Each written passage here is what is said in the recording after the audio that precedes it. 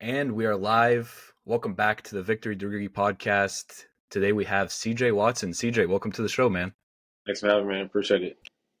Yeah, I'm excited. I got to say, we were chatting a little bit before we started recording, and I was saying how this is a full circle moment for me watching you play in the Warriors.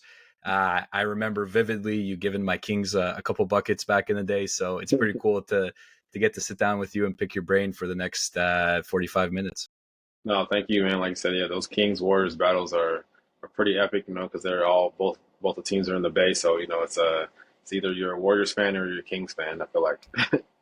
Yeah, and it's always funny too because anytime you watch like a Kings Warriors broadcast, it's always the team took the bus down to Yeah, Golden State or up to Sacramento. It's like it's one of the very few matchups in the NBA where you can bus over to the opposing team's arena. So and yeah, for especially sure. recently, it's cool to see kind of that two teams are finally good at the same time, which has been the Kings' fault for the last 16 years. So it's good to see them finally be able to compete at the same level.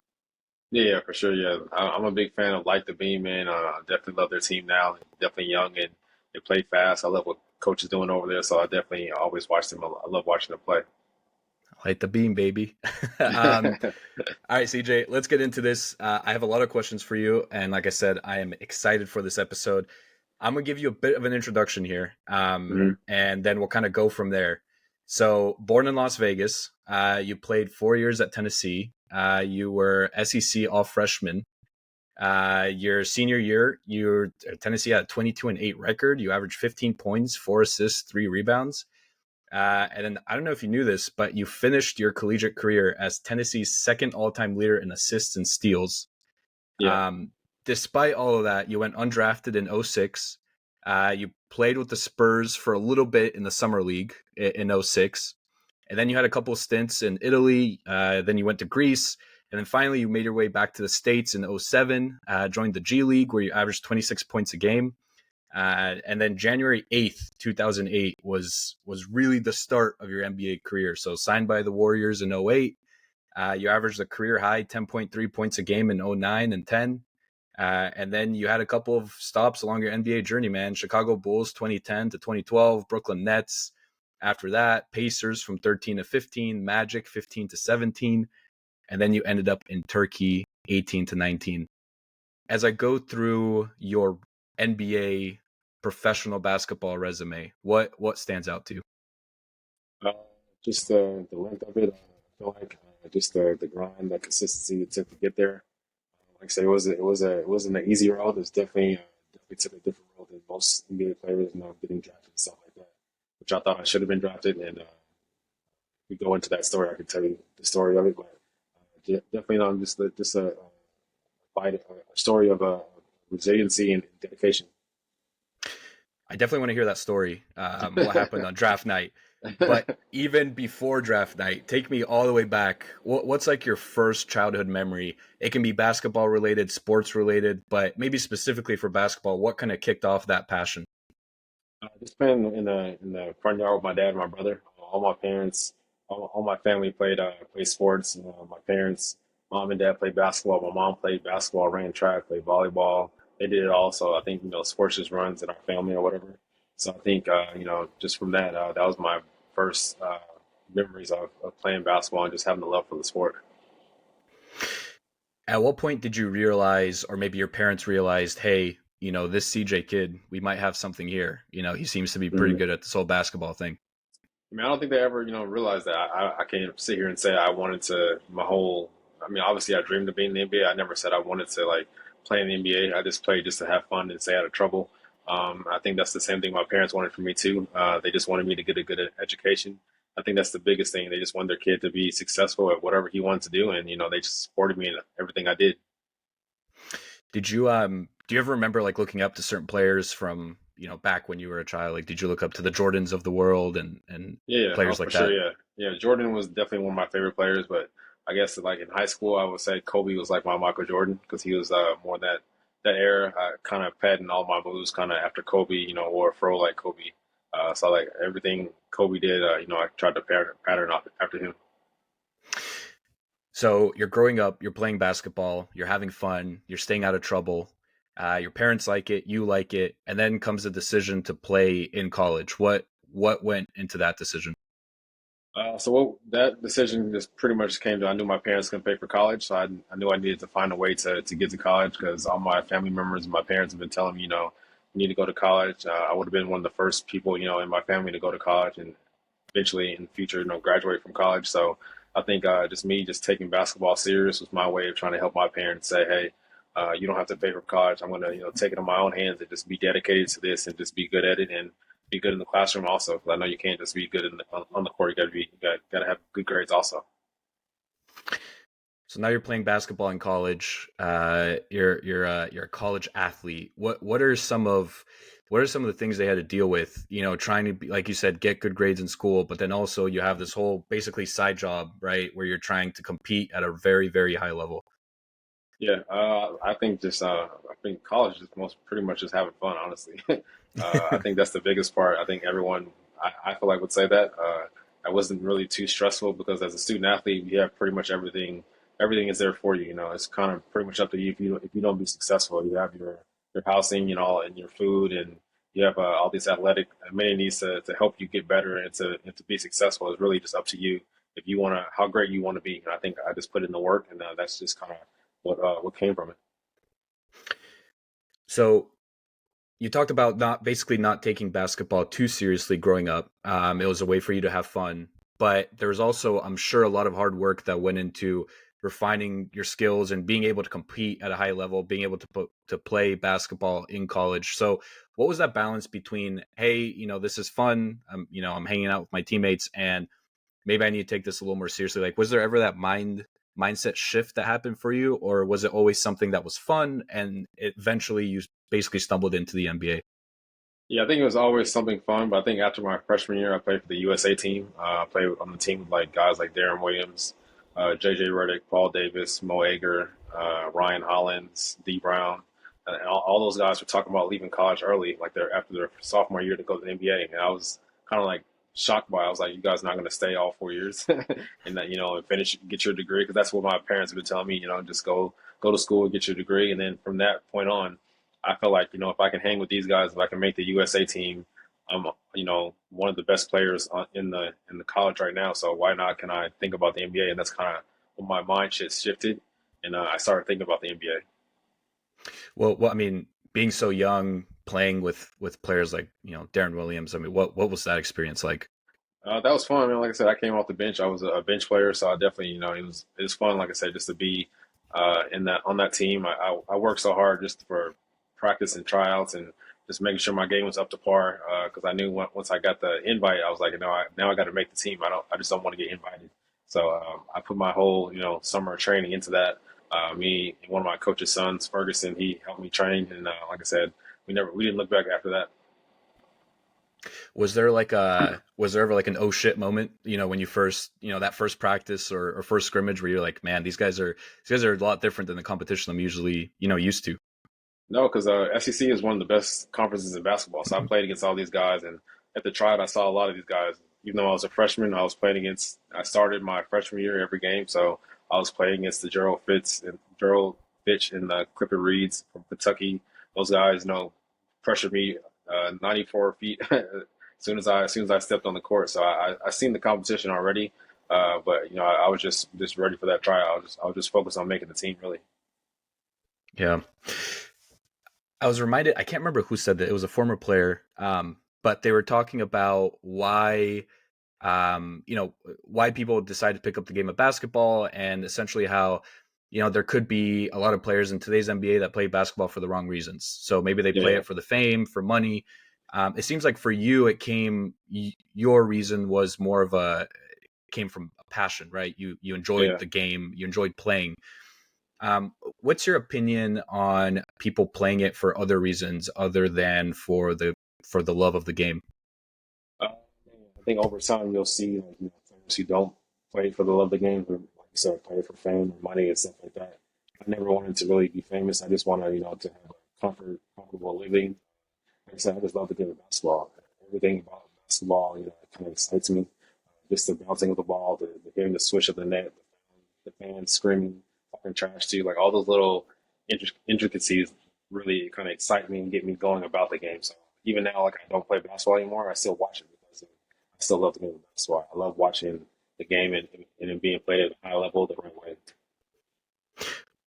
How has the game changed since you left it, since your playing days? What have you noticed? I mean, there's no big man anymore, really. There's obviously, there's a lot of motion, a lot of up and down, which I love. I love the fast break type of basketball. A lot of threes being shot. Back when I was playing, I mean, say back, but it wasn't that long ago, but it wasn't that many threes being taken. But now, like I said, Steph just changed the game. He made the 3-point shot that much more dangerous, especially if you can shoot and make it. A lot of players, like I said, these days are just shooting it just to shoot it. I think there has to be some kind of limits to what you do. If you're not really shooting 100%, I don't think you should shoot threes. Just drive to the basket, stay in the mid range. But if you're a high caliber player and can make those shots, then definitely shoot threes. Yeah, I mean, we've definitely come to a point where if you're a big man and you can't shoot, good luck. Yeah, You're a liability. I mean, we yeah, saw it. We saw it with Sabonis versus the Warriors last year. The yeah, way that they were playing him, and it became a real liability for the Kings in that series. So yeah. nowadays, if you're a 4 and a 5 and you can't at least hit like a mid range shot consistently, Right. I mean, good luck fitting in.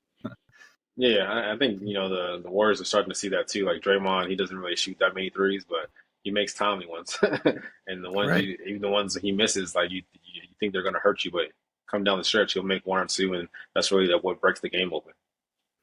Yeah, those Draymond threes always frustrate me. I'm like, dude, you've missed like 4 in a row, and now you want to make Right. one. It's like, come on. Yeah. Yeah. Like I said, he's just he's an NBA player. No, obviously, probably working on it, Right. but doesn't shoot it a lot, and it doesn't really need to because he has guys like Steph and Clay to really take. Who's going to take a lot of threes too. So I want to ask you about that actually, and we'll get back to your story because I still have that draft. I want to ask you about the draft night story. So like I'll see these videos on Twitter, and it's like one that comes to mind automatically is like Dwight Howard, and like I'll see Dwight Howard hitting like I don't know 23s in a row in Yeah. practice, Yeah. but then Dwight Howard, the player in the game, you're begging him to shoot a three, right? That's a win Right. on defense. If you can get Dwight Howard to shoot a three, like you've done your job. Right. So Yeah. like as a player, like why is it so different? Maybe it's a dumb question, but in practice versus a game, like why is it so? The disparity seems so large. I mean, in practice, you don't have 20,000 fans watching you or critiquing you. So in practice, you just have your teammates and coaching staff, and that's pretty much it.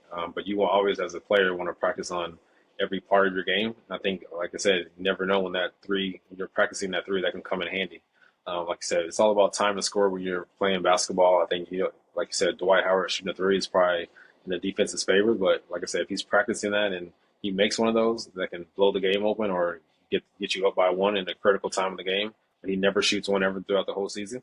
That's a plus for you as a team. Yeah, I heard Steph Curry. I think he was on JJ Redick's podcast, and he talked about that one famous move that he did against the Clippers, where he dribbled between like 4 defenders Yeah, and then shot a three.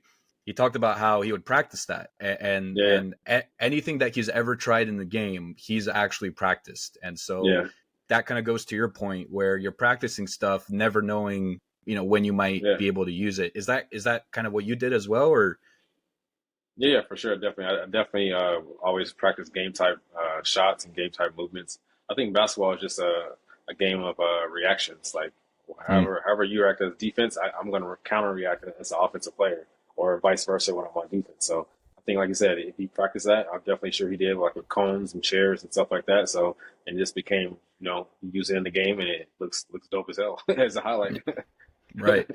Yeah, he talked about almost getting into like a flow state, and it's to what Yeah, you just said. Like it became a reaction, right? Like everything is almost like second nature. Like he doesn't have to think about yeah, it. He's like, okay, I know if I'm in this position, I can do this, or I'll do this. It's like right. you get into this flow state, and you're not even thinking about what you're doing. You're just going out there and doing Mhm. it. Yeah, So for sure. And you see guys like Steph who like shoot a corner three and turn around and run down the court. That's because they've been in the gym for yeah, so long. I know me and Steph and Anthony Morrow used to do that all the time. There are definitely better shooters than me, but shooting with them gave me so much confidence that I can make and take threes and shoot it and not and know that it's going to go in because I've been in the gym so much, and it's all pretty much just muscle memory at the end of the day. so let's stick with Steph because we're already talking about him. You played with Steph his rookie year. Mhm. And I went back and watched some of Steph's rookie year highlights because obviously being a Kings fan, I was rooting for my boy Tyreek Evans to win Rookie of the Year, and Yeah, so yeah. I just remember back then I'd always like watch Steph and look at his stats and be like, all right, did he play better than Tyreek this year? Because I really wanted Tyreek to win Rookie of the Year. Um, but playing with Steph his rookie year, did you have a feeling back then that this kid is going to be something special? Or was it more, maybe you saw, bits and pieces of it, but maybe didn't have the whole package put together, but you saw the potential. What was your impression of Steph his rookie year playing with him? Um, I definitely thought you definitely knew he was going to be special. You just didn't know he was going to take the world by storm like he did and become a superstar. So he put in the work. You saw him coming early before games, before practices, staying late after practices, after games, shooting and just working on his game and then working on his body. So like I said, you never knew that he was going to be this generational talent. He was going to change the game and change the game of basketball, but you definitely saw that he was going to definitely have a long career and have an effective career just because of the work he put in. And then you went on to play with D Rose, his MVP year. Mhm. And I have a specific question about D Rose. I'll ask you about afterwards. But playing with guys like Curry and D Rose, we hear about their work ethic. We hear about the things that they do, the training, the detail that they put in their diet, all of that stuff. But from what you saw, for players like D Rose and Curry, is it that they just take things way more seriously than other players? Is it that their work ethic is that much better, or does it just come down to, hey, this guy is just more naturally talented at this thing, and that's why he's able to rise above the rest? I think it's a little bit of everything. Obviously, they work on their bodies, like you said, do everything to detail, and they're probably athletically gifted already. I think just having the will and the desire to be the best and just probably leave a legacy. Hmm. I think that's what they're mostly working towards. I mean, at the end of the day, you're gonna have to put Steph up there on that Mount Rushmore of the greatest players ever once he's done playing. D Rose, probably one of the best point guards ever, even with injuries, stuff like that. So I definitely think it's just a little bit of everything. It's a mixture. I think D Rose probably, I'm trying to think, he probably takes the cake when it comes to just like YouTube highlights. Like if you were to Yeah, just like pick one yeah, player, to go on YouTube yeah, and look up their highlights, like come on, man, like D Rose 2010, 2011, like yeah. it's ridiculous what he was That's only doing. like a 4 or 5 year span. Like after that, Yeah. he got hurt, so he really didn't play that much. So imagine if he was healthy. That would be a good 10 years of a lot of highlights. Yeah, that'd be a long YouTube video. Right. That would. I think I read an article somewhere, and I think you said this, but that opposing players would take games off if Yeah. if they were playing Rose. I think you might have called it the Rose flu or something like that. Is that Yeah, true? I think, yeah, definitely was true. We've seen all-star players, say they're sick and not want to guard D Rose, especially during that MVP year. For me, it was shocking because I'd never seen it before. But yeah, he was killing that year, man. Like I said, I had to guard him in practice all the time, so for me to go up against other guards in practice, I was like, tonight's going to be a good night because I have to go against D Rose all the time. So this guy, is not as good as D Rose, so I definitely, I'll be fine. I was about to say it probably helped you out defensively. Yeah, After for you sure. guard the best, everyone else is, it's pretty. I don't want to say it's easy, but it's Yeah, yeah. it is a lot easier than guarding D Rose. Yeah, yeah, definitely for sure. And like it gave me a lot of confidence, like I said, and even offensively. Like he had to guard me both ways. So we definitely had our duels in practice but it was fun. We both got better and I think it helped our team out a lot. What was maybe I already know the answer to this question, but the hardest player you've had to guard? I would say Tony Parker, just because that whole the Tony Spurs Parker. offense. Yeah, yeah, he was so quick and fast. He couldn't really shoot that much, that great, but his mid range was pretty good. And anytime you went under his screen, like Tim Duncan would set a even lower screen, and you couldn't go under that one. So by that time, he was already at the basket or shooting a floater. So, like I said, that he was tough to guard.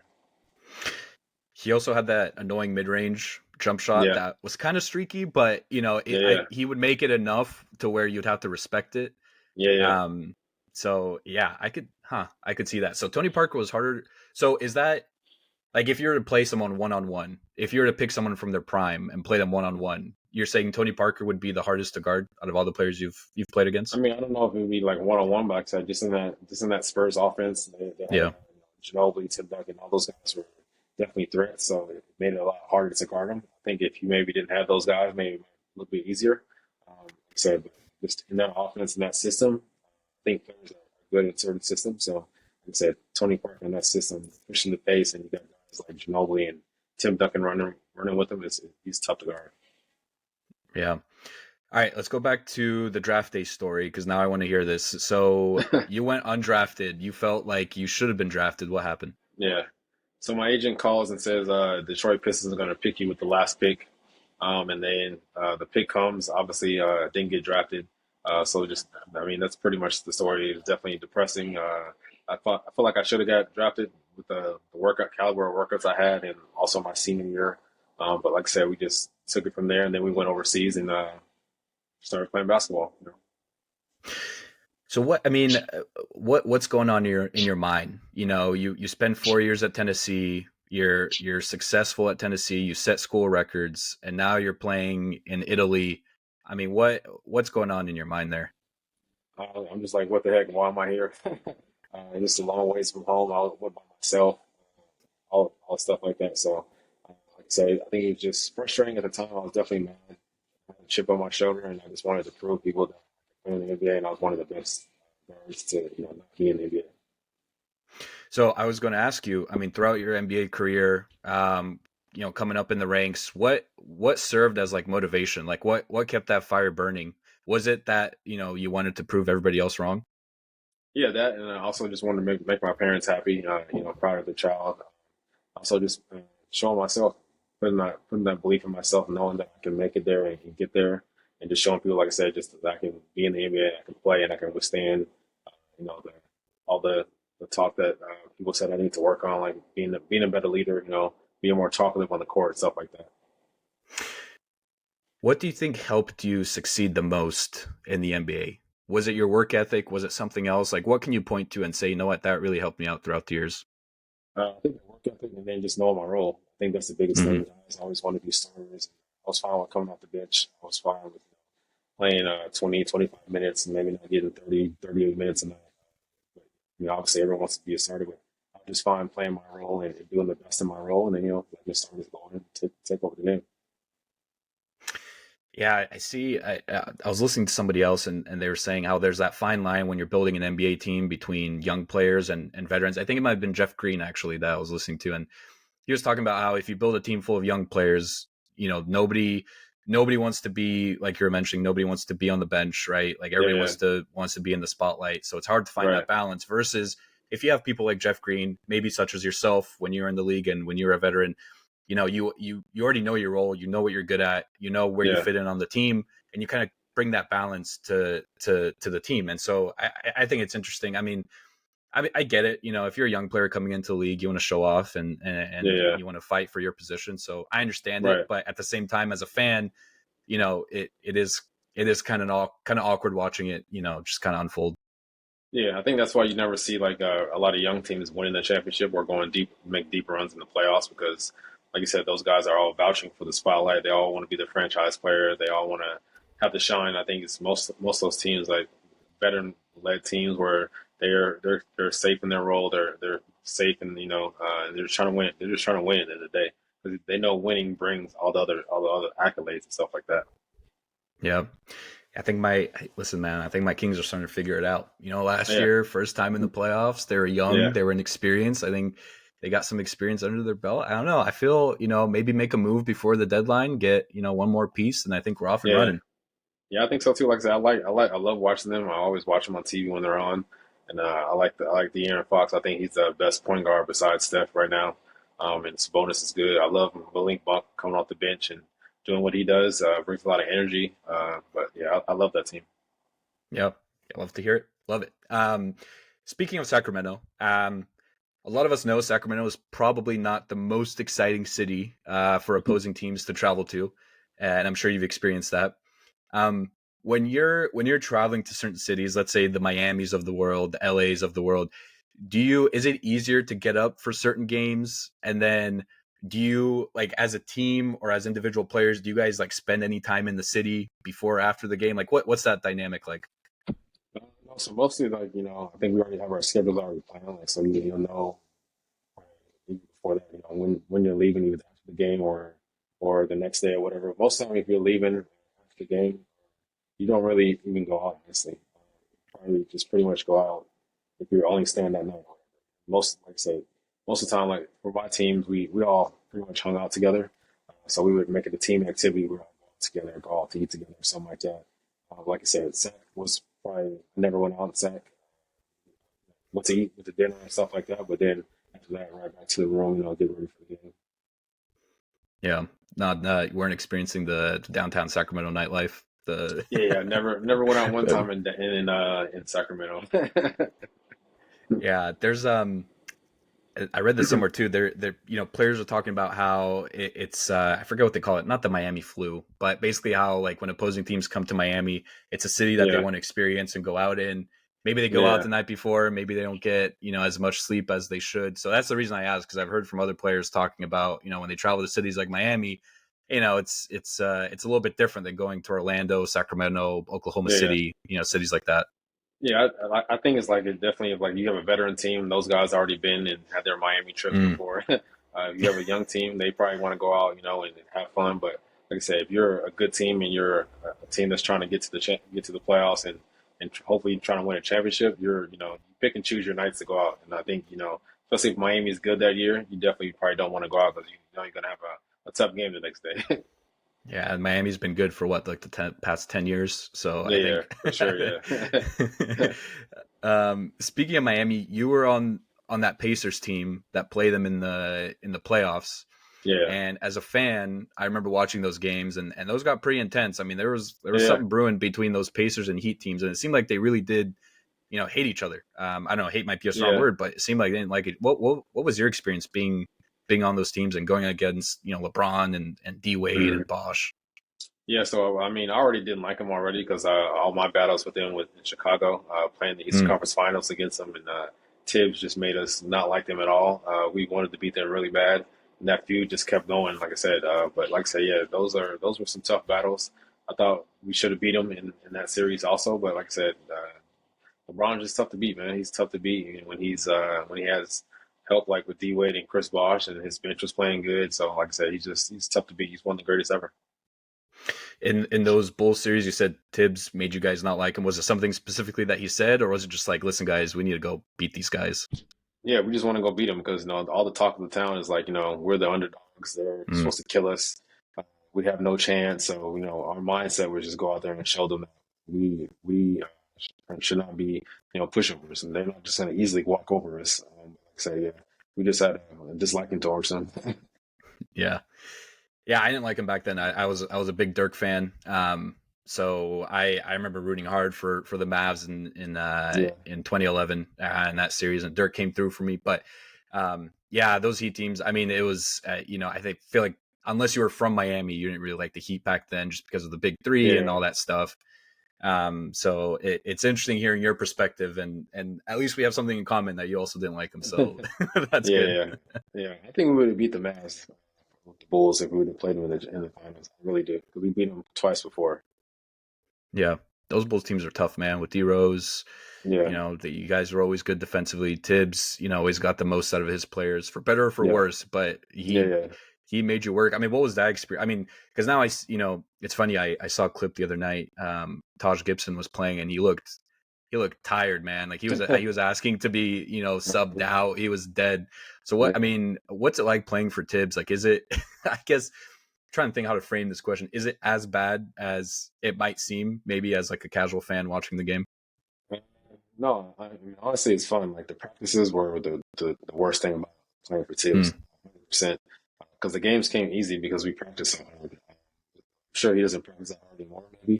But back then, we were doing closeouts. You had to tape for shoot arounds, stuff like that. So Tibbs' practices were definitely way harder than the games because the games came easy to us. Once we can get past practice, we know the games will be fine.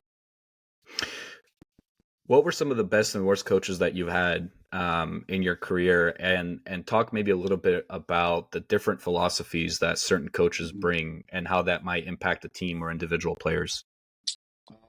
Can't really sit here and say I had any coach. I liked all my coaches in the NBA. Don Nelson was great. His system was was the best. I still use like some of his plays offensively all the time because all his plays work. I use Tibbs' defensive strategy all the time. Him and Frank Vogel were two big defensive guys. I love Scott Skiles. He was a tough coach. We had a young team in Orlando, but like I said, I loved him as a coach because I think I'm better with coaches who are tough and hard and just want the best out of you and very detailed. So I think that pretty much all my coaches are pretty good. I think the only coach I didn't have very long was Avery Johnson. He got fired 2 months Mm. in. But other than that, like I said, all my coaches are pretty cool. So put on your coaching hat for a second here, and the Warriors teams with KD. What Yeah, would have been your defensive strategy if you were heading into a 7-game series with those teams? with those teams, you just got to play 1-on-1. You got to Just hope, pray. hopefully they miss shots. 'Cause if you double team him, you're leaving shooters like Steph and Clay wide open. Yeah, that's what I would do. Like I said, you guys got to make it tough on them the best way you can.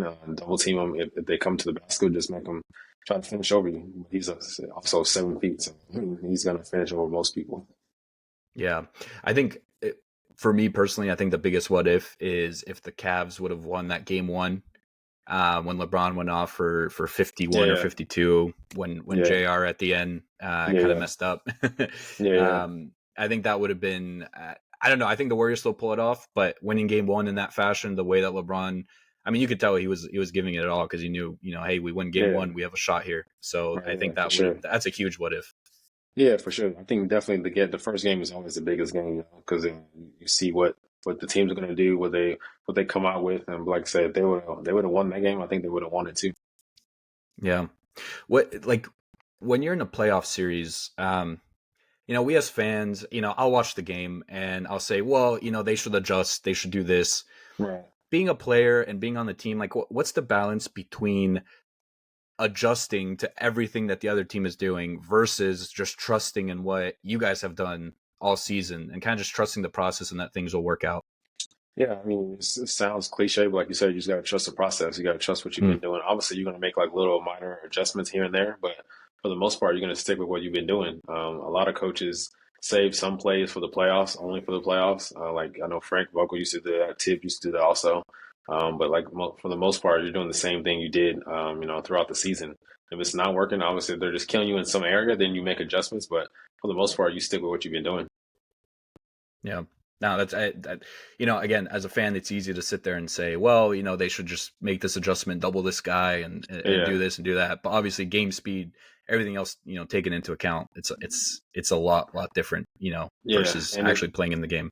yeah, and especially like and once you get like Shaq says all the time, if you give the others that confidence, especially in the playoff series, if your stars are not really doing much, or you're double teaming guys and making others beat you, and those guys are actually beating you, then it's going to be a long series, and you're probably not going to win that series because now these guys who don't normally have big games are having big games and making big shots, and that's not good for your team. Yeah, absolutely. You talked a little bit, or we talked a little bit about, playing in arenas, playing in front of fans. Nowadays, social media is crazy, especially when it comes to sports media. Um, Hmm. what what was your relationship with social media, with fans? How much did you actually listen to what people were saying? And then how do you think players nowadays should handle social media? I mean, I got death threats back in the day in playoff series, Wow. on Twitter and stuff like that.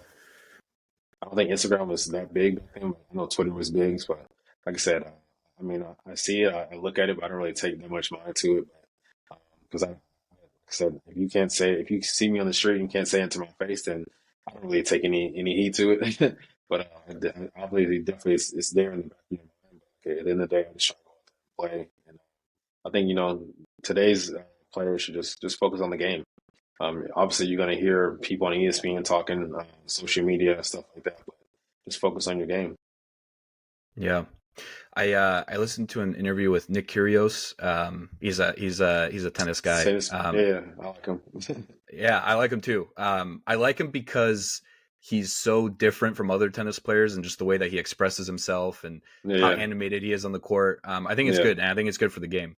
But yeah, he made a really good point actually, which was if you're not willing to step into my shoes for a day, and Yeah. experience what I experience, then Hmm. you should not be talking about my game, about anything that I'm doing, because a Yeah. lot of it, as a fan, we don't see what CJ Watson goes through, or Right. maybe there's a playoff game where you shoot, 1 for 9, whatever, have an off Right. game, but maybe the night before, something happened, right? God Yeah. forbid, some big life event, something, your mind's not really on the game, but we as a fan, like, we don't see that. So Right. I think it's a really good point of, unless you're willing to step into my shoes for a day and go through what I go through, then you should not be able to talk about my game. And it's not just for sports, that's really for any position out there, Yeah. And so Yeah. I guess your Sure. thoughts on that. I definitely think, everyone has an opinion, so it's always going to be, subjective, whatever. So you can't tell people not to respond or to have an opinion about something. But I just feel like, no disrespect to fans, but if you were here in my shoes, then you would be doing it yourself. I feel like, so it's just, you just gotta, it comes with the territory. You do it in life, someone's gonna have an opinion about it. So you just gotta focus on being you and just trust that you're putting the right work in and doing the right things, to try and be successful. You're gonna have good and bad games, but hopefully you have good games more than the bad ones. Yeah. CJ, I know you have to run, so we're going to wrap it up with some rapid fire questions here, and then we'll finish it off the way that we finish off every one of these episodes, kind of a surprise at the end. So, rapid fire. Let's go top 3 players that you played with in your career. Ben Davis, D Rose, Joe Johnson. Wow, ISO Joe. Wow, Yeah, okay, Joe was I nice. like it. Joe was nice, man. They called him ISO Joe for a reason. I like Yeah, it. Um, Most underrated player that you played with. most underrated. I would say Monte Ellis. Monte, yeah, he was those Warriors years. I remember that Monte was a bucket. Even when he went to the Bucks, he was still a bucket. Yeah, The guy could score. yeah. Biggest regret from playing in the league, from your time spent playing in the league.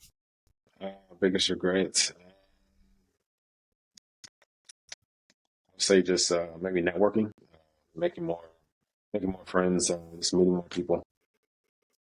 Okay. Couple of things that you're doing post retirement. This isn't really rapid fire, but I have to ask you. So you write children's books. Yeah, You are an angel investor. You invested in Instacart yeah. 2021, which ended Yeah. up working out pretty well. You did Also, I voiceovers. haven't seen return yet. Yeah, I think it'll end up pretty well. Yeah. You did voiceovers, I believe, for like movies and TV shows. You invest in vending machines. You have a lot going on, man. Take me a little bit about, like, talk to me a little bit about post retirement, kind of what your goals are and what inspired you to kind of try out all these different things. Yeah. So when I was playing, I went to like internships every summer after the season. Went to Google, Facebook, EA Sports. I did a couple of real estate internships.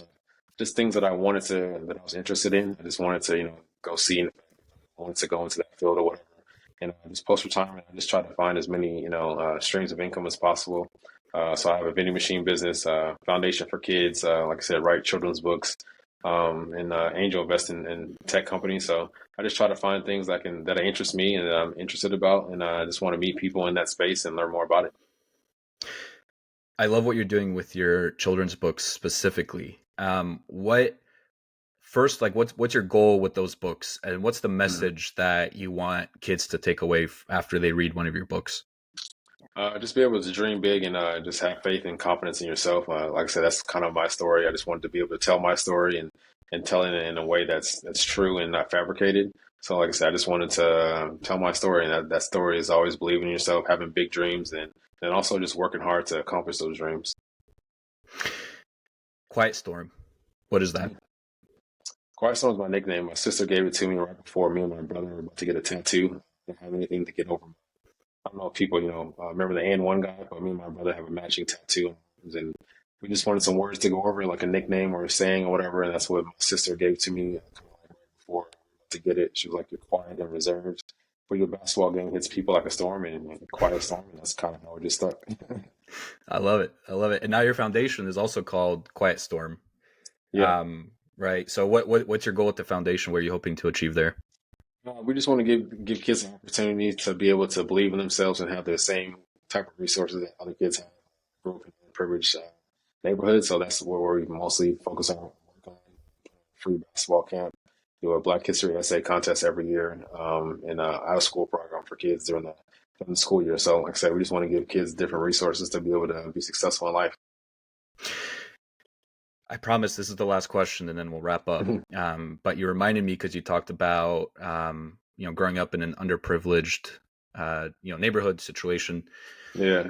Do you think that that was a blessing or a curse for you and your career? And what would your advice be to maybe kids who are in a similar situation that you were growing up? I think it was a blessing. Like I said, my parents came from the same kind of neighborhood, probably more unfortunate than I was.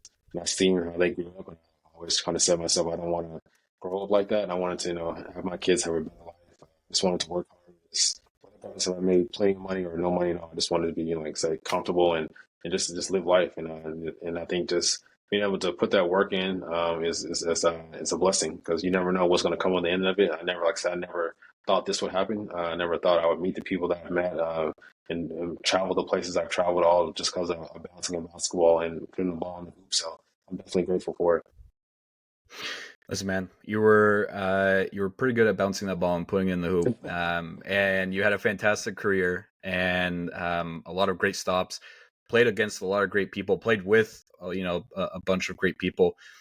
Is there anyone in particular that you played against, that maybe really stood out to you or really made an impact either on your career or you as a person, anything like that?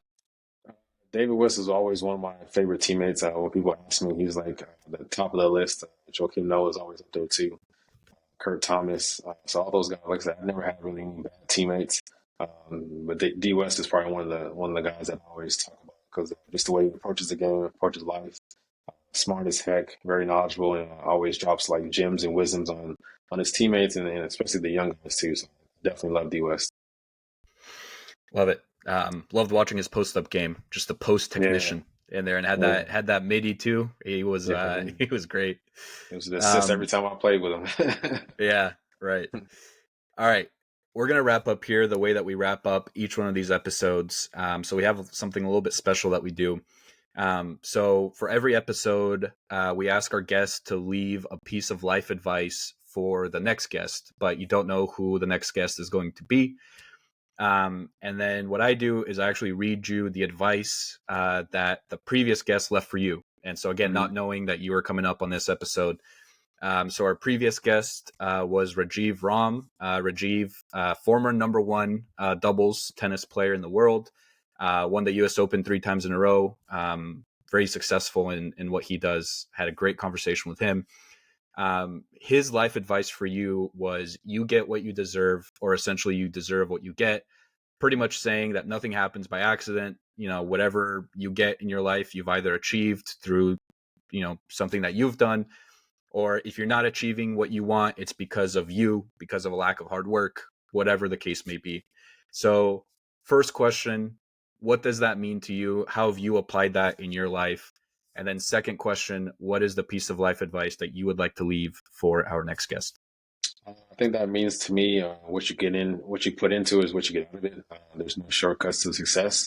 So you got to put in the work to obviously, get the type of success you want. So if you put in a little bit, you'll get a little success. If you put a lot, you might get numerous amounts of success. So that's what I think that means to me. And my advice to the next person would be to just dream big, work hard, and I think and just keep God first, and everything else will come. Love it. CJ, it's been an honor getting to talk to you. Like I said at the beginning of this episode, kind of a full circle moment for me, from watching you on my TV, giving my Kings buckets to now sitting down for you for the past 45 minutes. It's been a pleasure, man, and an honor. And thank you again for coming on. No, man, appreciate it. Thank you. Absolutely. By the way, all of CJ's links will be in the description. So all his social media, link to his foundation. He's doing really good work over there. His children's books, go check all those out. CJ, again, thank you so much. And I'm sure we'll talk again real soon. Yes, sir. Thank you.